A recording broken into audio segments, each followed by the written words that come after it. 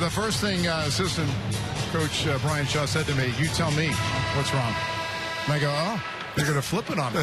That's exactly what he said. I go, "Well, they're getting to the ball quicker. Turnovers are your problem." Yeah, he goes, "We have 11 turnovers. We only want that for the game. So we got 11 turnovers, and they're turning those second chance points."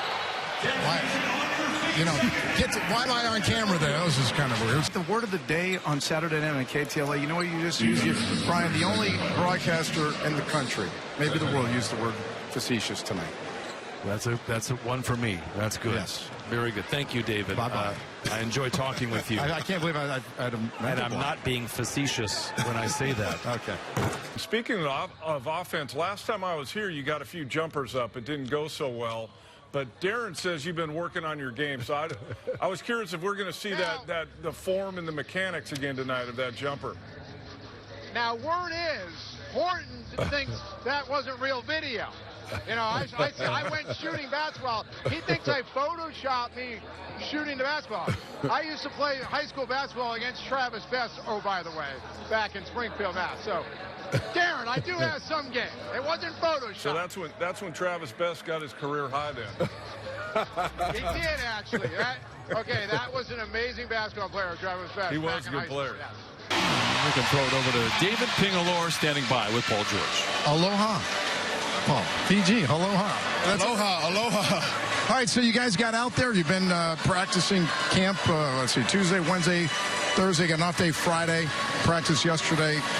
Everything looked pretty good. You guys got out there, you and Kawhi and some of the starters from last year. Yeah, we got off to a great start. All right, Paul George, aloha. They're ripping on me. Aloha. They said you were trying to blow me up. There you go.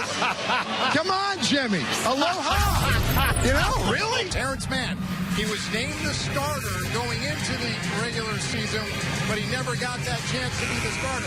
He is a go tonight. Well, my prediction for the Czar, I think Norman Powell goes off tonight like he did in that final preseason game right here on KTLA. Oh, my. David Pingalore coming out making predictions, Coach Fitzgerald. Reaching way back. Air tonight, just like in that preseason game. If every game was on KTLA, you would have like 25-plus points a game. Hey, maybe you might go undefeated. There he goes. Norman Powell, guys. Okay, you want steak dinner? Mike Fratello, he's going to be buying. Yeah. Okay, New York Strip. Okay, New York Strip. There you go. He's got it. Homie's got it. The Czar on the hook for everybody tonight. As for Paul George, he is not in the lineup to start the second half. He is out for the rest of the game. Terrence Mann gets the start. Right knee soreness. 7 boards, 6 points off the bench. You get out there and get after it like it's like almost your midseason form. Yeah, feeling good. We had a really good camp, so I think guys are in shape and ready to go. Now you were diving for the ball over here earlier. I got fouled. You did. Like he's diving all over the place. Mason Plumlee, as the season will get started next week, right here Wednesday night. You ready? We're ready. Brian, back to you with Jimmy Jackson. David thinks and Jimmy Into it. Now look at the renderings of how beautiful this place is.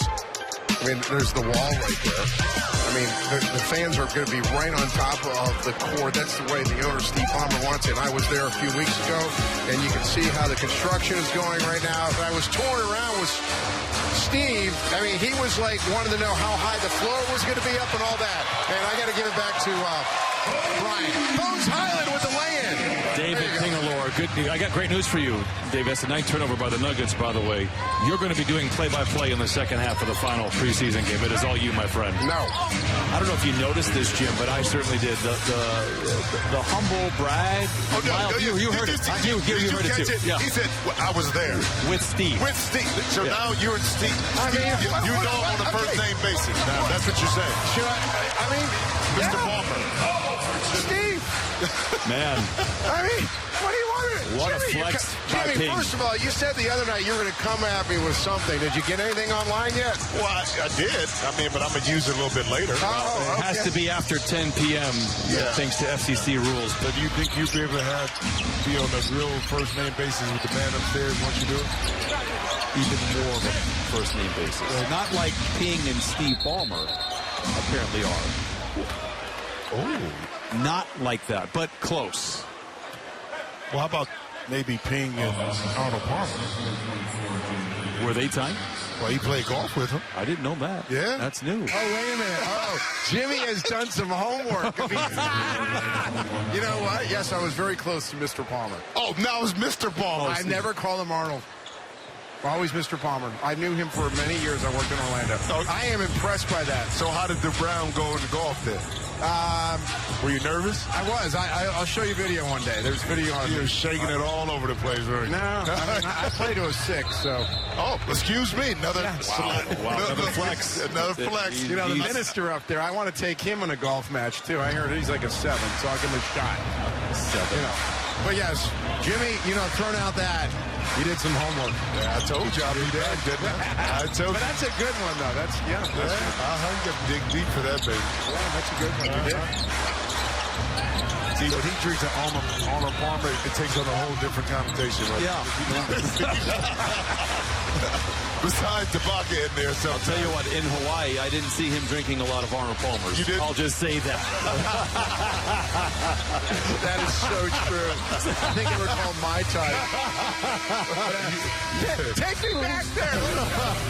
You are forgiven, my son. You just saw the starting lineup there. So Coach Ty Lue was asked, how is he going to handle tonight without the big guys playing for him, as you normally would see, of course, would be Russell Westbrook and, Paul George, Kawhi Leonard. He wants to see this unit go up against their ones and see how they play defensively against the big fella, the Joker. T. Lue got a hard job. It's just trying to figure out what matchups go well with each other and then figuring out how we're going to move. Yeah, we got KJ throwing towels over there. KJ, what's that? I don't know what that was. I got him. Don't worry. You're going to get that, man. I didn't even know what you were saying. I just saw a towel. I ain't even see. Normally I see out my peripheral. I got him. Don't worry. Rocco, nice night tonight. 22 minutes, 4 of 7, gentlemen. 11 points. Back over to you. Paul, if you were not playing professional basketball for a living, what do you think you would have been doing? I think I'll be fishing. I'll be a professional angler. Really? Yeah. Do you watch the professional anglers on TV at all? Yeah. One of my good friends is actually a number one in the MLF. So what's his name? Jacob Willer, good friend of mine. I'm infatuated with fishing and being outdoors, and I've been doing it since a little kid, as well as basketball. When I say Los Angeles Clippers basketball, you say what to that? Winning culture. And there are no egos here either. I mean, everyone's kind of like right there, right? Yeah, I mean, there's no egos. There's no egos. I think that's why this place it's been so great. I think that's why we've attracted so many free agents. There's a chance to win here and also a chance to be yourself. What's one thing you can tell us about yourself that most people in the general public might not know about you? I think it's a reason why people don't know. Oh. Okay, other than that, that's a good one, but is there... I think for me, what people don't know, I'm really good at handstands. Okay, see, there you go. That's something... I could have been a gymnast. Really? Could have been a gymnast. So when you were like a little one, were you like jumping around the couches and stuff? Yeah, flipping. I used to be really good on trampolines. I was the guy that could do multiple backflips in a row. Do you still do this? No. Nah. I haven't done that in years. I think I passed that age of being able to get out on a trampoline, but handstand is still in my back pocket. All right, Paul George has played the Southern California Q&A Craze ping pong, so back and forth. 1 to 10, 10 being the highest. How you rating this segment? A 10. Okay, yeah, we get a 10? Yeah, I think we blew it out of the water. Okay, that's good. All right, well, I'll be seeing around all season long now. That roster is Bones Highland. Look poised for a breakout season with the Clippers averaging almost 12 points a game in the first 8 games, but has recently taken a little bit of a backseat as the team tries to integrate James Harden. Regardless, Bones still has a fascinating story of how his nickname came to be, which I found out about when I recently sat down with a 23-year-old. Now, you got the dog bone. Yeah. How does this come about? I love this. Yeah, Look at thank this. you. I had one of my friends, they made a nickname up for me, Bones, when I was about like 8, 9 years old. Ever since then, it's just carried on all the way to now. But, I wanted to get something that represented that. How did it come about when you were 8, Bones? I was so skinny. Yeah, I've been like really, really like skinny, slim frame since I was little. So that once they called me that for the first time, I'm like, man, that's tight. Like, I feel like that fit me right there. But then another friend made the name Busy up for me too, so it's Busy Bones. So like those two together, it's like, oh man, that's perfect for me. Ever since then, that's just been my name. So I got like 2 names that I can go by. Your first name? Does anyone ever call you your first name? Nah. What is your first name? Not Sean. Okay, so no. Sean. Does anyone ever say this? Nah. Because when they announce the roster, they don't say they have Bones. I'm crying. Yeah, they always say Bones. I've never been called like my first name. You know, I don't think anywhere. I don't think I've ever heard anyone say your first name. Yeah, except for my mom, my like immediate family, like my siblings or something like that. But like other than that, nah, nobody would call me that. And then honestly, what really made me stop going by that name is people always misspelled it or mispronounced it. So it's like there's no point in me. I'd rather just go by like my nickname. And ever since then, it's just been my nickname. Just so call when me you're that. like like 60 years old one day, right? And you're not Bones. So you got some. I feel like I'm still gonna go by that. You're gonna go by Bones because it's gonna be so legendary. They gonna have to. Yeah. That would be. Yeah, you're right. You got a legendary.